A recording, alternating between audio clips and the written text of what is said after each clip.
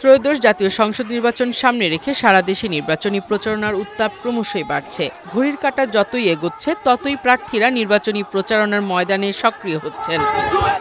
ঠাকুরগাঁও শহরের বরুণাগাঁও মাদ্রাসা মাঠে নির্বাচনী গণসংযোগ করেছেন বিএনপির মহাসচিব মির্জা ফখরুল ইসলাম আলমগীর। এ সময় তিনি বলেন, বিএনপি সরকার গঠন করলে কৃষকরা সহজে সার পাবে, সার সংকট থাকবে না, মা বোনরা ফ্যামিলি কার্ড পাবেন। আমরা মানুষের কল্যাণ করতে চাই, এই দেশে উদারপন্থী গণতন্ত্র চাই। রোববার সকাল থেকে প্রচারণা চলছে কুমিল্লার জেলা জুড়ে।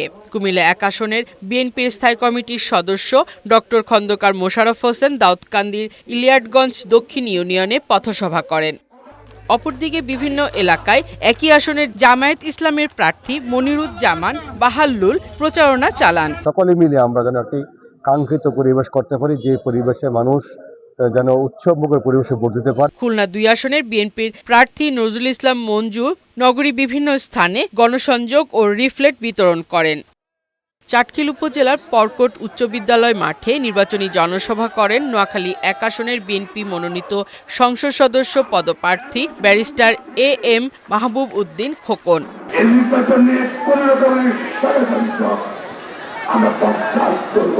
প্রচারণার চতুর্থ দিনে নাটোরে সকাল থেকেই নির্বাচনী প্রচারণা ও উঠান বৈঠক করছেন প্রার্থীরা।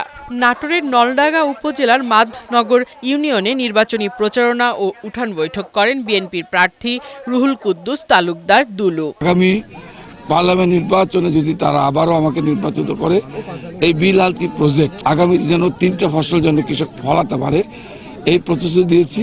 অপরদিকে সকালে ঐতিহ্যবাহী তেবাড়িয়া হাটে নির্বাচনী প্রচারণা চালান ১১ দলীয় জোটের প্রার্থী দাঁড়িপাল্লার অধ্যাপক ইউনুস আলী।